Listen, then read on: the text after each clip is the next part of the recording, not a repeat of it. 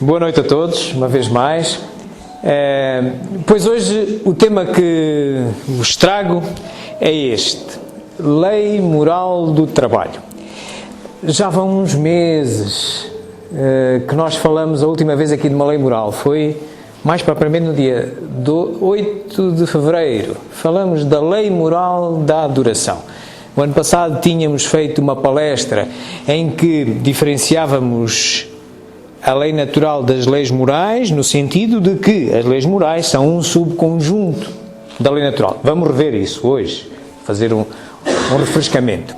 E depois, em fevereiro, falamos da primeira lei que vem no livro dos Espíritos, na parte terceira. Isto vem tudo na parte terceira. A primeira começa é a lei da adoração e depois vem a do trabalho. Então hoje é dia do trabalho. O que é que se nos oferece dizer em termos de refrescamento do que é lei moral, o que é lei natural? Bom, consideremos mais ou menos esta metáfora. Reparai, a lei natural é como se fosse um universo inteiro. E dentro deste universo há um sistema solar, há muitos, mas há um que são as leis morais, que tem um sol. O sol é a última das leis, é a lei da justiça, amor e caridade. Em seu tempo nós faremos uma palestra cá sobre ela. E depois tem uns satélites à volta, uns planetas. E hoje vamos visitar este planeta que é a lei moral do trabalho. Ora bem, este assunto, como vos disse já há pouco, ele encontra-se todo na terceira parte, na parte terceira do Livro dos Espíritos. Entre esta pergunta, a 614 e 648, vocês encontram a caracterização da lei natural, o grande universo, ok? Que depois vai sendo detalhado, e este planeta que vamos visitar do sistema solar, que são as leis morais, vamos visitar este planeta que está entre a pergunta 674 e a 685. Que é a lei moral do trabalho, a que nós vamos tratar hoje. Mas vamos recapitular um pouco as questões da lei natural, depois das leis morais, quais são as características gerais, e então, depois, mais adiante, vamos então aterrar naquele planeta. Vamos começar por lembrar estas questões das leis morais.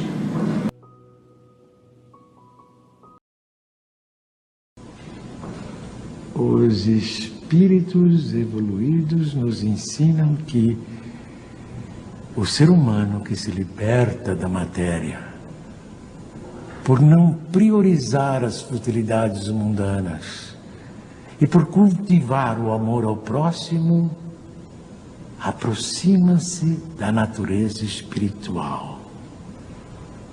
A moral dos espíritos superiores se resume como a do Cristo nesta máxima evangélica: fazer aos outros o que queríamos que os outros nos fizessem. Isto é, fazer o bem e não o mal. Neste princípio encontramos uma regra universal de proceder, mesmo para as nossas menores ações. Cada um de nós deve tornar-se útil, segundo as faculdades e os meios que Deus nos colocou nas mãos para nos provar. Eles nos ensinam também que não há faltas ou erros irreparáveis. O ser humano encontra o meio necessário nas diferentes existências para avançar segundo o seu desejo e os seus esforços em direção à perfeição, que é o seu objetivo final. Isto é o que o próprio Kardec, logo no início da parte terceira do Livro dos Espíritos, ali mais ou menos nos dá estas indicações antes de começar a elaborar mais profundamente sobre a lei natural e as leis morais. Portanto, já estamos aqui a ver regras simples, como aquelas: não faças os outros, não queres façam a ti, mas que depois, nas leis morais, nós vamos a ver que falta mais qualquer coisa. Já vamos também recapitular. Assim nós vamos endereçar esta questão da lei natural e das leis morais, olhando para as características, olhando para a questão da origem e conhecimento delas, como é que elas aparecem, de onde é que elas vêm, como é que nós temos acesso a elas, as questões do bem e do mal. Se vamos falar de leis morais, temos que falar na justificação do que é bem e do que é mal, nessa noção, e depois a divisão delas. E então depois partimos para o planeta que é a lei moral do trabalho. Vamos começar pelas características.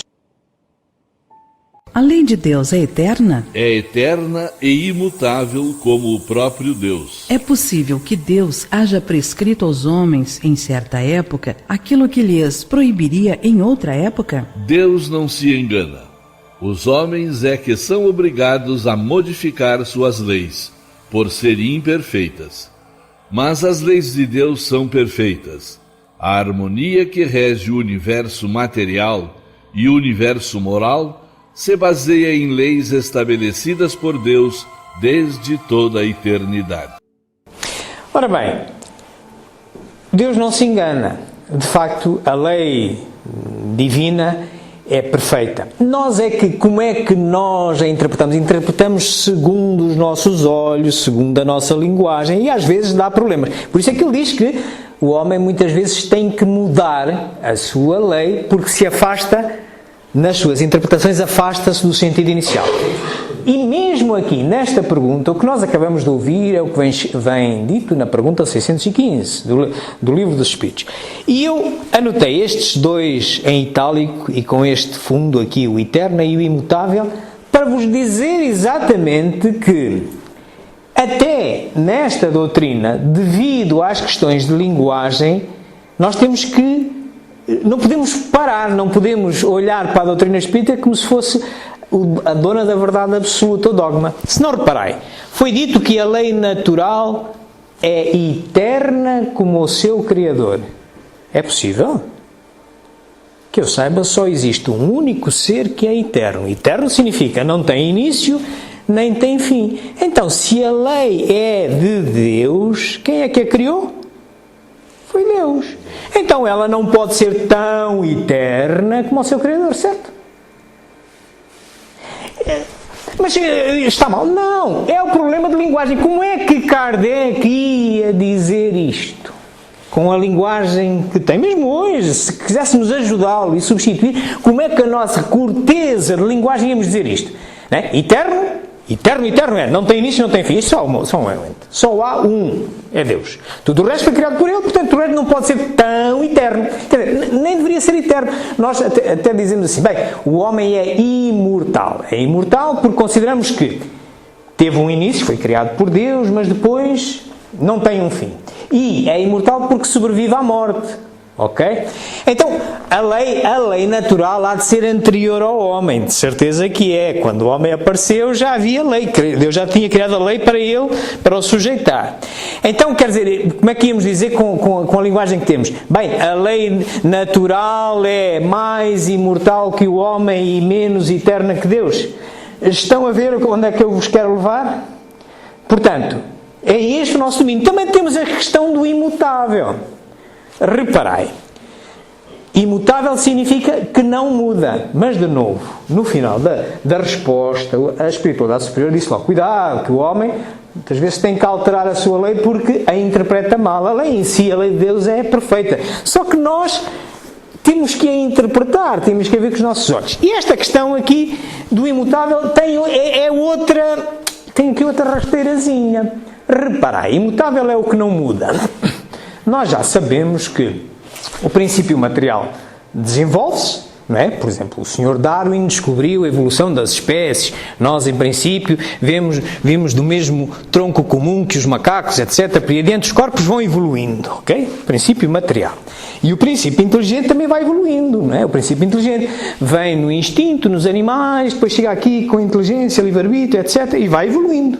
Milhões de anos que a gente vai andando. Ora, e nós sabemos, do Livro dos Espíritos, diz-nos na parte segunda, diz-nos que nós vamos habitando mundos de acordo com o nosso desenvolvimento. E não há encarnações para sempre, isto é, há planetas, os planetas divinos, a matéria já não tem influência nenhuma. Então nós aí só os habitamos já em estado de alma. Ok? Muito bem.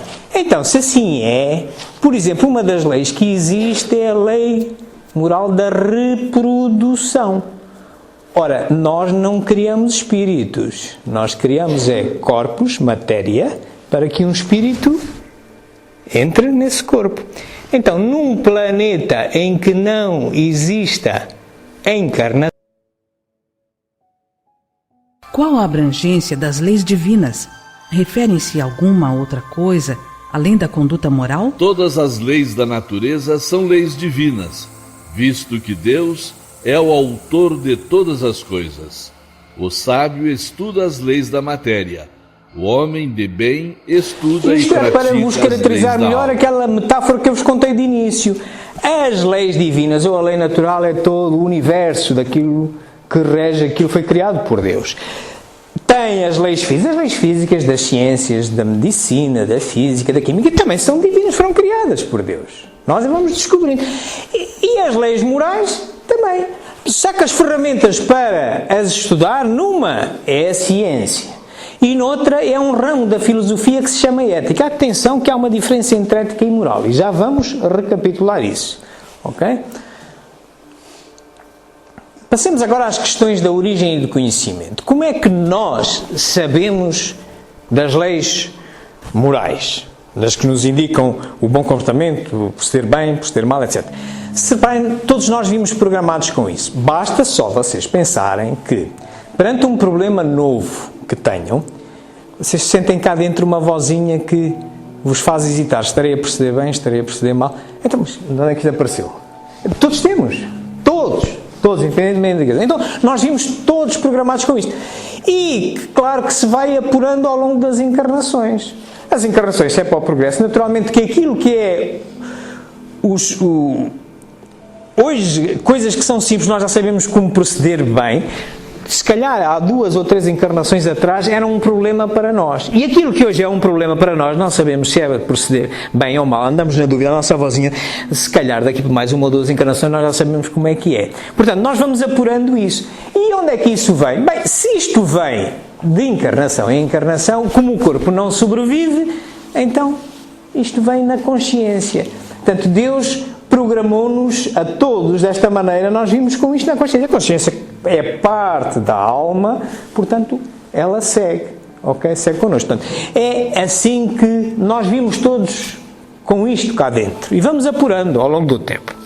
Ora bem, falar da moral, das consequências éticas e morais, é a mesma coisa que falar do bem e do mal. Importa saber isso. Como se pode distinguir o bem do mal? O bem é tudo que é conforme à lei de Deus, e o mal é tudo que dela se afasta. Assim, fazer o bem é proceder de acordo com a lei de Deus. Fazer o mal é infringir essa lei. Parece bastante simples. E há uma outra pergunta a seguir. Que definição se pode dar da moral? A moral é a regra de bem proceder, isto é, de distinguir o bem do mal. Funda-se na observância da lei de Deus. O homem procede bem quando faz tudo pelo bem de todos, porque então cumpre a lei de Deus. Ora bem, eu sublinhei esta questão do funda-se para vos chamar a atenção de novo. A gente, quando lê o Livro dos Espíritos, ou lê faz uma leitura qualquer, devemos estar sempre atentos, porque a linguagem, às vezes estão lá coisas ditas que não descobrimos à primeira, e outras vezes é a interpretação que se dá.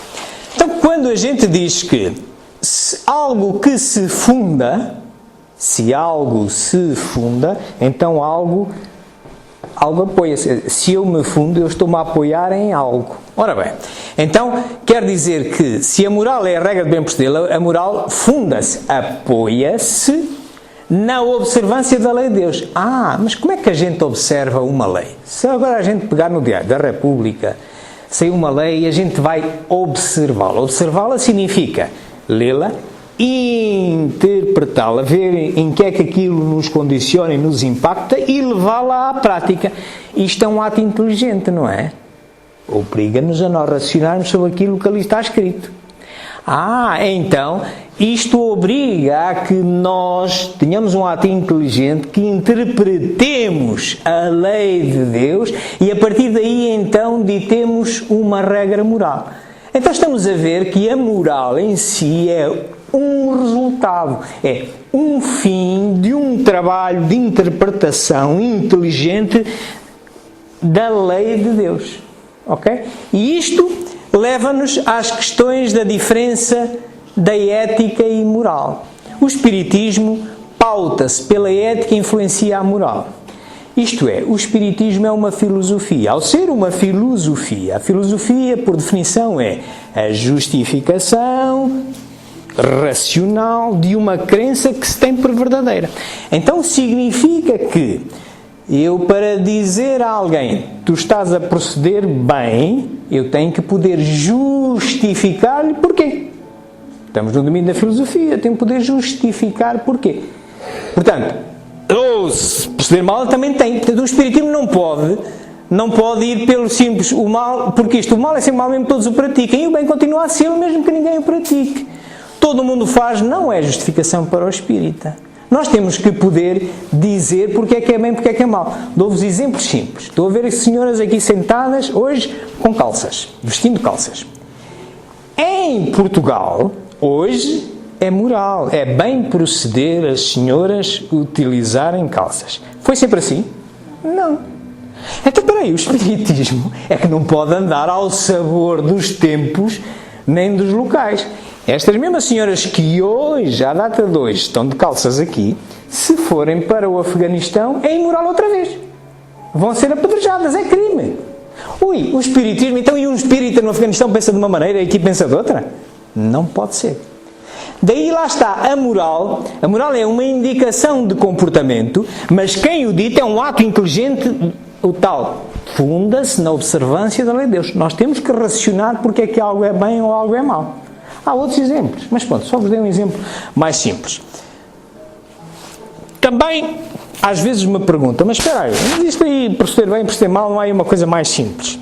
Eu costumo utilizar esta metáfora da moeda de euro.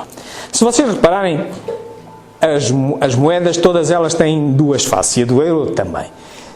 Então, nós de um lado, digamos que temos a relação com a sociedade, com as pessoas, os seres humanos que estão à nossa volta. Do outro lado, temos a relação com a natureza, aquilo que não é a sociedade humana. Os animais, a natureza à nossa volta. Ora bem, o que é que nos diz a doutrina espírita sobre isso? A doutrina espírita, no lado da sociedade, no lado da face da moeda, se repararem, a moeda depois tem uma parte central que é de prata e um exterior que é de ouro. Consideremos que o ouro é mais valioso que a prata.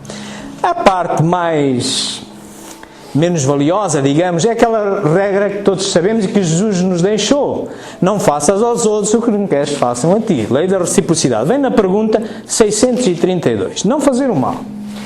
Mas mais adiante, na pergunta 642, vem o ouro desta questão. É que não basta não fazer o mal, é preciso fazer todo o bem para evitar o mal. Exemplo, imaginai que ao vosso lado está uma pessoa que está a passar por um problema que vocês já passaram. Mas vocês conhecem muito bem este vosso amigo, esta vossa amiga, e sabem como é que ele pensa. E sabem que ele não vai gostar de ouvir aquilo que vocês lhe têm para dizer, porque ele quer ir por outro caminho. E vocês foram por esse, deram-se mal, e querem tentar ajudá-lo. Mas vocês começam assim a pensar, bem, mas espera aí, eu não vou dizer aquilo que ele quer ouvir, ainda vou estragar a minha amizade com ele. Ele que bate com a cabeça na parede e há de aprender como eu aprendi. Mal. Fazer todo o bem para evitar o mal. Temos que ter a coragem de, amigo, eu quando passei pelo que estás a passar, eu procedi desta forma. Por estas razões. Portanto, não vais por aí porque creio que te podes dar mal. Mas não te aborreças comigo. Se quiseres ir, vais. Não posso segurar. Eu só tenho a minha consciência, manda que eu te diga isto. Agora tens o livre-arbítrio e tu decides. Portanto, é preciso conseguir fazer isto. Do outro lado da moeda, só temos uma regra, e que vem na pergunta 633, que é evitar o excesso. Isto é, lidar com os animais, lidar com as plantas. É lícito ao homem, na lei moral da conservação e na lei moral da destruição, poderemos vir a falar mais tarde. É lícito, por exemplo, nós matarmos um animal para nos alimentarmos. Os animais matam-se uns outros para se alimentar.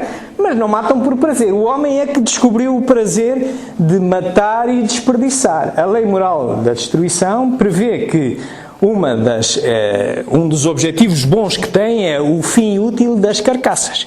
Portanto, quando nós matamos um animal ou matamos um vegetal para nos alimentarmos, está bem. Quando matamos um animal por puro prazer e desperdiçamos a carcaça ou um vegetal e deitamos-o fora, estamos a proceder mal. Portanto, é evitar o excesso. É isto mais ou menos a regra de bem proceder de uma forma simplificada. O bem e o mal são absolutos para todos os homens? A lei de Deus é a mesma para todos, mas o mal depende principalmente da vontade que se tenha de o praticar. O bem é sempre o bem, e o mal é sempre o mal, seja qual for a posição do homem. A diferença está no grau de responsabilidade. Já na nossa sociedade, os nossos juízes dos tribunais têm uma regra. Duas pessoas que tenham cometido o mesmo crime saem lá com penas distintas, diferentes. Porquê? Porque o juiz julga das atenuantes e das agravantes. Ok? Assim, a lei de Deus e a lei do homem é uma pálida cópia da lei de Deus. Então, a lei de Deus é muito maior. Por isso aqui se diz que o mal agrava-se com a intenção de o praticar. Isto é, do momento que eu sei que é mal e ainda assim vou praticá-lo, eu sou muito mais responsável do que aquele que não sabia, teve o mesmo procedimento, mas não sabia, e procede, é natural. É natural. Por outro lado, o bem exponencia com a dificuldade em o praticar. Se o mal é pela intenção, o bem é pela dificuldade. Exemplo. Imaginai que ao saírem daqui vocês encontram um mendigo que vocês estão habituados a encontrar todos os dias. E tal como fazem todos os dias, metem a mão ao bolso, dão-lhes uma moedinha e dão-lhe. Estão a perceber bem, certo? É caridoso. Mas experimentai hoje fazer de outra maneira. Em vez de lhe darem a moeda, diz assim: amigo, vem daí e vem jantar à minha casa com a minha família. É mais difícil, não é? Mas é melhor. Ok? Isto para vos dizer como é que é graduado. O bem e o mal não são absolutos. Funcionam um pela intenção e outro pela dificuldade em o praticar. O que pensais da divisão da lei natural em 10 partes, compreendendo as leis de adoração, trabalho, reprodução, conservação, destruição, sociedade, progresso, igualdade, liberdade e, por fim, a de justiça, amor e caridade? Essa divisão da lei de Deus em 10 partes é a de Moisés e pode abranger todas as circunstâncias da vida, o que é essencial. Podes, pois, adotá-la, sem que por isso tenha qualquer coisa de absoluta, como não o têm os demais sistemas de classificação, que dependem do ponto de vista sob o qual se considere uma coisa. A última lei é a mais importante. É por meio dela que o homem pode adiantar-se mais na vida espiritual, visto que resume todas as outras. Por isso mesmo, quando eu comecei, vos disse que é esta a ideia, é esta a metáfora que eu vos quero transmitir da comparação da lei natural com as leis morais. As leis morais são apenas um sistema solar entre os muitos que possam existir da lei natural. E nesse sistema solar temos um Sol, que é a última lei, a lei da justiça, amor e caridade, e depois temos uns planetazinhos à volta com as outras leis. Hoje vamos mergulhar neste planeta. Isto era a parte de revisão que interessava saber, para agora então podermos aterrar neste planeta. Neste planeta da lei do trabalho, vamos começar por abordar as questões da necessidade de trabalho. O que é que nos diz o livro do Espírito sobre isso? A necessidade do trabalho é uma lei da natureza? O trabalho é uma lei da natureza, e por isso mesmo é uma necessidade. A civilização obriga o homem a trabalhar mais, porque aumenta as suas necessidades e prazeres. Portanto, o homem está aqui para trabalhar, ninguém veio para aqui de férias. Estamos aqui todos para trabalhar, ok? É uma necessidade do progresso. Só devemos entender por trabalho as ocupações materiais? Não, o espírito trabalha assim como o corpo. Toda ocupação útil é trabalho. tenhamos esta noção. E isto é muito notável, por exemplo, numa casa espírita. Enquanto se calhar alguns de nós têm como trabalho uma ocupação árdua, física, de trabalho físico, lá fora, quando estão aqui e são trabalhadores do centro, provavelmente têm uma outra natureza de trabalho. Portanto, a natureza do trabalho dignifica-o sempre, seja ela qual for. Não é só o trabalho material, mas também o trabalho intelectual, o trabalho espiritual. Por que o trabalho é imposto ao homem? Por ser uma consequência de sua natureza corpórea. É uma expiação e, ao mesmo tempo, um meio de aperfeiçoar a sua inteligência. Sem o trabalho, o homem permaneceria na infância intelectual. É por isso que o seu alimento, segurança e bem-estar dependem do seu trabalho e da sua atividade. Em compensação, Deus outorgou a inteligência ao que é extremamente fraco de corpo, mas é sempre um trabalho. Portanto, o trabalho é uma necessidade de todos nós. Aqueles que se tentarem pôr ao lado dele, o que lhe pode acontecer é aquela primeira coisa que vimos. Vai-lhe por imposição, mas que todos têm que trabalhar, todos, porque estamos aqui para nos ajudar uns aos outros. E o trabalho, todos beneficiam com o nosso trabalho, seja ele qual for. Claro que aqueles que mais dificuldades têm, por exemplo, para o trabalho físico, é que a gente às vezes observa que normalmente bem beneficiados com capacidades de inteligência, capacidades para poderem desenvolver outra natureza de trabalho que não só o físico, mas tudo conta para o progresso, ok? Estamos aqui todos para trabalhar de acordo com as nossas capacidades, com os nossos talentos. Por que a natureza se encarrega, por si mesma, de prover a todas as necessidades dos animais? Tudo trabalha na natureza. Como tu, os animais trabalham, mas o trabalho deles, como a inteligência de que dispõem, se limita a cuidarem da própria conservação. Eis porque, entre eles, o trabalho não resulta em progresso, ao passo que entre os homens tem dupla finalidade: a conservação do corpo e o desenvolvimento da faculdade de pensar, que é também uma necessidade e o eleva acima de si mesmo. Quando digo que o trabalho dos animais é limitado ao cuidado da própria conservação, refiro-me ao objetivo com que trabalham. Entretanto, quando provêem as próprias necessidades materiais, eles se constituem, mesmo de forma inconsciente, em agentes dos desígnios do Criador, e o trabalho que executam não é menos importante para o objetivo final da natureza, embora quase sempre não possais ver o seu resultado imediato. Portanto, Deus não fez nada de inútil, nem nos animais mais pequeninos, nem no homem.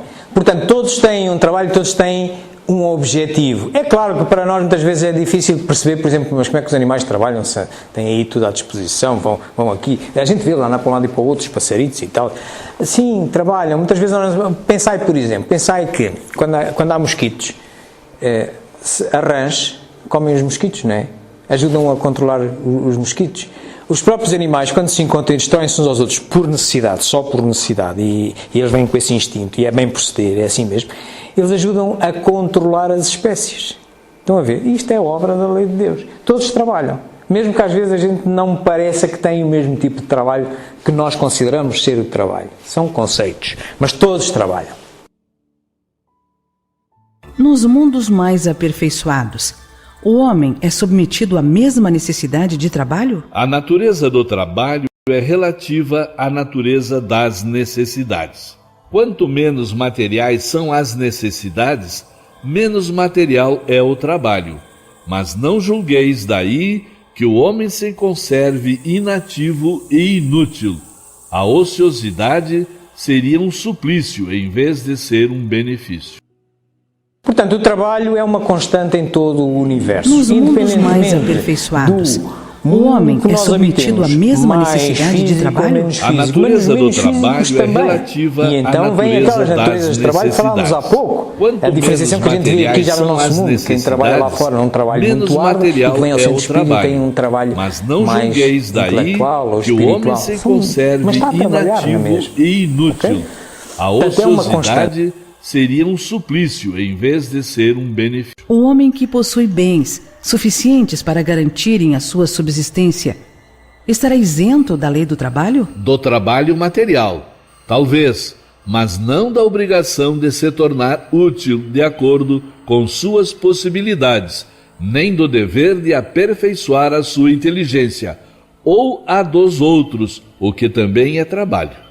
Embora o homem a quem Deus concedeu a posse de bens suficientes para assegurar sua existência não seja obrigado a alimentar-se com o suor do seu rosto, a obrigação de ser útil aos seus semelhantes é tanto maior para ele quanto maior tenha sido a cota de tempo livre que lhe coube adiantadamente Isto para é um fazer o apelo bem. exatamente às partes mais longas das nossas vidas físicas. Quando a gente entra na reforma, quando se aposenta, etc., pensais que o trabalho acabou? Não. Nós continuamos a ter que trabalhar. Não há muda a homens natureza do que se trabalho, encontram mas somos impossibilitados chamados de todos a trabalhar, trabalhar. porque E temos homem todos que uma possui missão. Não bens penseis suficientes para chegaram à garantirem a reforma, sua não sei o que é de fazer, subsistência. não sabe o que é de fazer. Estará isento da Pense lei bem do que tem trabalho? muita coisa para fazer, nem que seja um ouvido, que seja para ajudar um amigo, dar-lhe uma orientação, estudar, esclarecer-se, ajudar o outro a esclarecer. Não é por acaso que continua vivo, ainda não chegou a hora dele. E o trabalho é uma constante para todos nós. Mas claro que as pessoas às vezes isentam-se de trabalho de formas muito estranhas. Conto-vos uma anedota. Havia um funcionário aí numa instituição pública que chegava todos os dias atrasado. É tanto E o chefe um dia interpela-o e pergunta-lhe: então tu não sabes a que horas é que começa o trabalho? E diz-lhe: não sei. E ele passou-se os correios e disse: tu respondes-me isso, que não sabes a que horas é que começa o trabalho? Não, é que eu quando cá chego já estão todos a trabalhar. Pois, ele nunca viu a que horas é que começa o trabalho. Portanto, atenção que a isenção de trabalho que não se auto-isentem, ok? Muito bem. Não há homens que se encontram impossibilitados de trabalhar no que quer que seja e cuja existência é inútil? Deus é justo e só condena aquele que voluntariamente tornou inútil a sua existência, pois esse vive à custa do trabalho dos outros. Ele quer que cada um seja útil de acordo com as suas faculdades. Até quando nos surgem deficientes pela frente, primeiro, é uma prova para eles. É preferível estar bem e não estar nesta circunstância do que estar. Mas, por outro lado, se repararem, mesmo assim, quando o homem está assim limitado, está a produzir trabalho. Sabeis porquê? Está a dar oportunidade a outros de trabalharem. E é preciso. O criar oportunidade é uma forma de trabalho. É a mesma coisa que um empregador. O empregador pode só andar todo dia a orientar os seus funcionários, mas ao criar oportunidades de trabalho, está a trabalhar. Estão a ver? Portanto, todos somos convocados a trabalhar. A lei da natureza impõe aos filhos a obrigação de trabalharem para seus pais? Certamente, assim como os pais devem trabalhar para seus filhos. Foi por isso que Deus fez do amor filial e do amor paterno um sentimento natural, a fim de que, por essa afeição recíproca, os membros de uma mesma família fossem levados a se ajudarem mutuamente. Isto é ignorado com muita frequência na vossa sociedade atual. Portanto, meus amigos, filho és, pai serás, diz a sabedoria popular e a sabedoria divina também. Portanto, se há uma fase na vida em que há um espíritozinho que encarna num corpo que nós produzimos e é nosso filho, nós temos de trabalhar para o educar, para o sustentar. Também chega o momento dele nos poder ajudar a nós quando chegarmos àquela idade. Estamos cá todos para isso. E aquele que se esquecer disso, filho és, pai serás. Não é nesta, a vida é longa, tem outras encarnações. Estamos todos aqui para nos ajudarmos uns aos outros. Nunca esquecer isto. Ora bem, mas o trabalho, a gente sempre que fala no trabalho, fala, mas também tem que haver descanso. Então, e qual é que é o limite? Podemos trabalhar, feitos malucos, podemos descansar, enfim, qual é que é? Não basta dizer ao homem que ele deve trabalhar. É necessário que aquele que precisa do trabalho para viver encontre em que se ocupar, o que nem sempre acontece. A ciência econômica procura o remédio para isso no equilíbrio entre a produção e o consumo. Mas esse equilíbrio, mesmo que seja possível estabelecer-se, sempre sofrerá intermitências. Há um elemento a que não se tem dado devido valor e sem o qual a ciência econômica não passa de simples teoria: a educação. Não a educação intelectual, mas a educação moral. Não nos referimos à educação moral pelos livros, e sim a que consiste na arte de formar os caracteres, aquela que cria hábitos, uma vez que a educação é o conjunto dos hábitos adquiridos. Hábitos que lhe permitirão atravessar com menos dificuldade os dias ruins que não pode evitar. A desordem e a imprevidência são duas chagas que só uma educação bem entendida pode curar. Eis aí o ponto de partida, o elemento real do bem-estar, a garantia da segurança de todos. Fulcral, a educação. A educação não é tudo o que vem nos livros, começa logo em casa. Quantas pessoas analfabetas e têm sucesso na vida. É a história da formiga e da cigarra. Há coisas de bem proceder, de racionalidade da conduta da vida, que vai entre o trabalho e o repouso, que é bem proceder e não é a educação que vem de casa, a educação que nós somos obrigados a dar aos filhos e que nós, aos nossos amigos, também trazemos. É a chave destas questões. Qual o limite do trabalho? O limite das forças. Deus, porém, deixa o homem livre. Portanto, nestas questões é exatamente assim. Estou a trabalhar muito, estou a trabalhar pouco, é o limite das forças e a pessoa é que decide. Não. Portanto, a pessoa tem todo o direito tem o seu livre-arbítrio e saber se deve trabalhar mais, se deve trabalhar menos. Tem que trabalhar, tem. Ok? Portanto, é uma responsabilidade nossa. Que pensar dos que abusam de sua autoridade, impondo a seus inferiores excessivo trabalho? É uma das piores ações. Todo homem que tem o poder de mandar é responsável pelo excesso de trabalho que impõe a seus inferiores, porque transgride a lei de Deus. Atenção a quem é chefe, a quem é patrão. Isto é muito importante.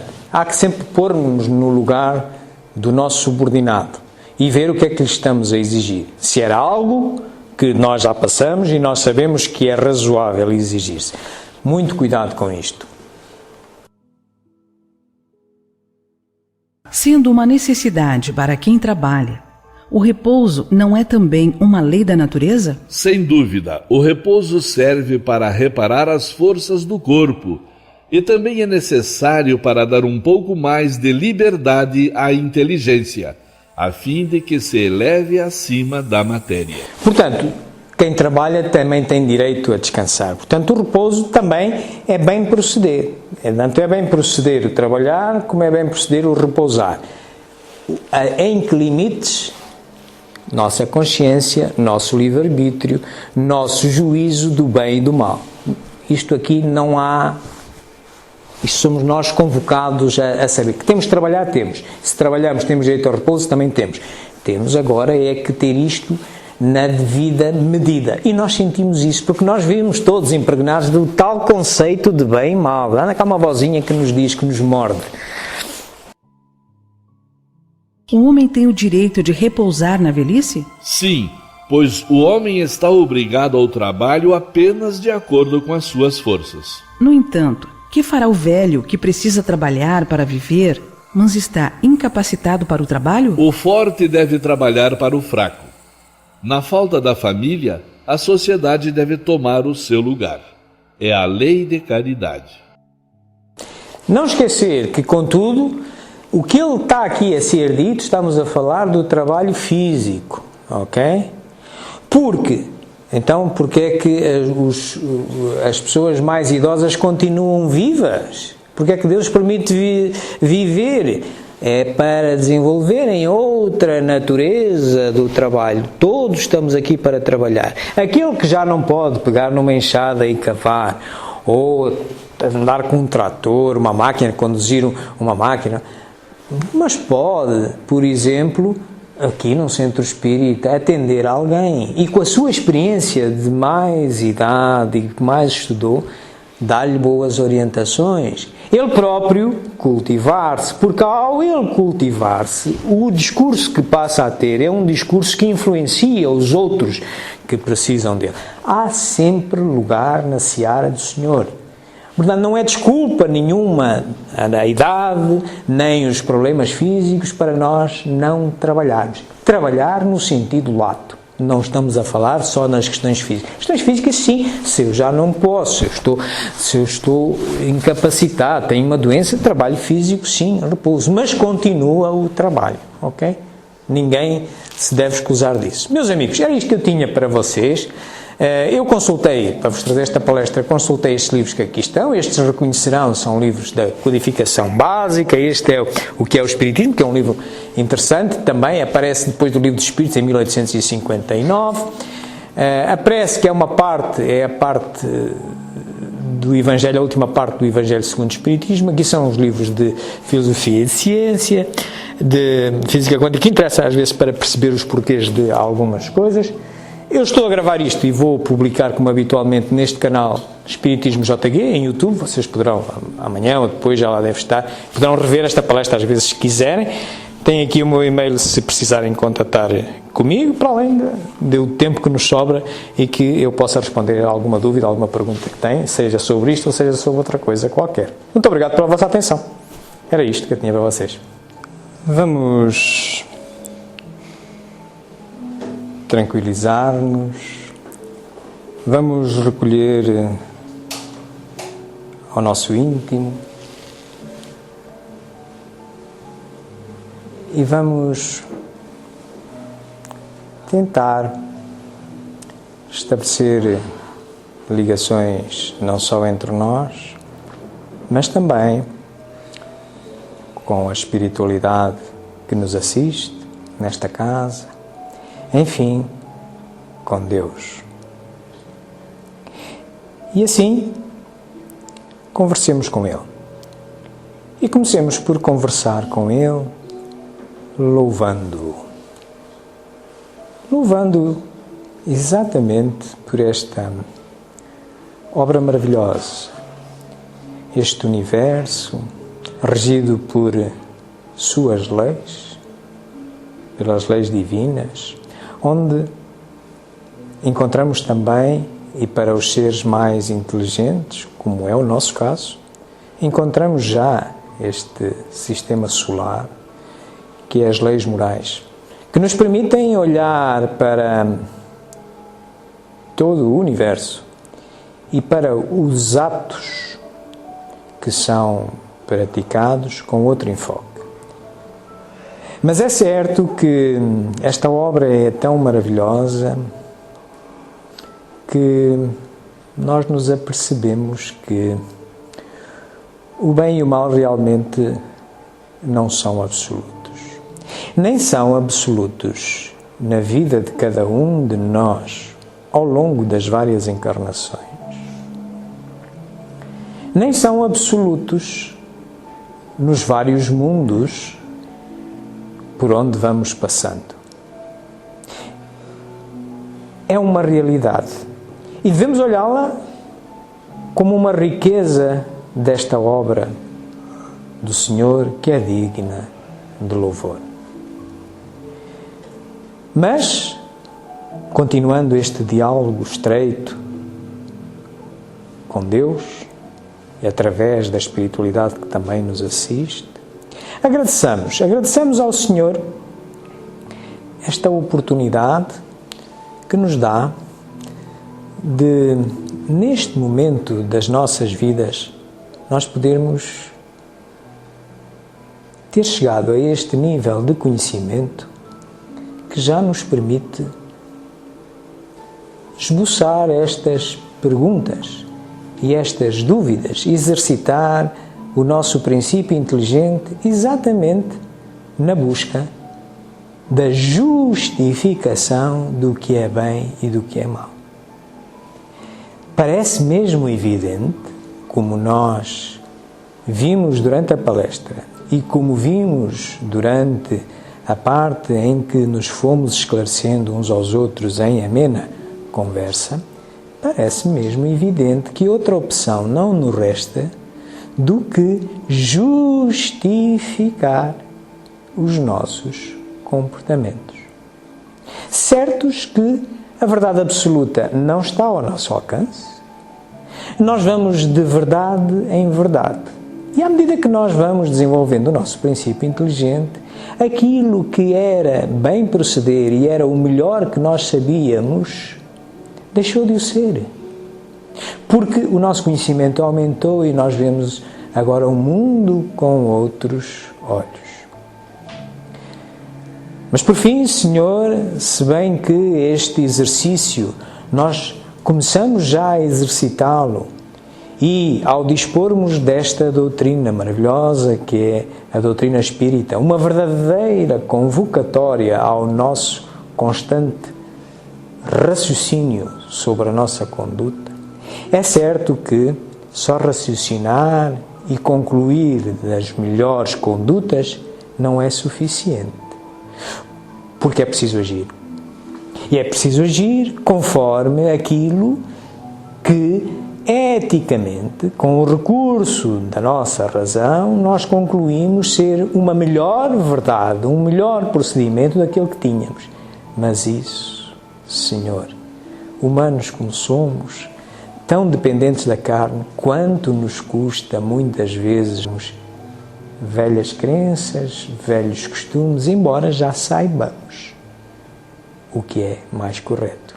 Então, Senhor, nós pedimos que nesses momentos em que temos que fazer a transição, porque só assim se materializa o progresso através do nosso trabalho a que todos estamos convocados necessariamente, pedimos-vos, Senhor, o vosso auxílio, a vossa intervenção, através dos nossos espíritos guias, através dessa energia calma, mas determinada e disciplinada, que nos ajude a proceder melhor em cada momento presente. Bem-aja, uma boa semana a todos.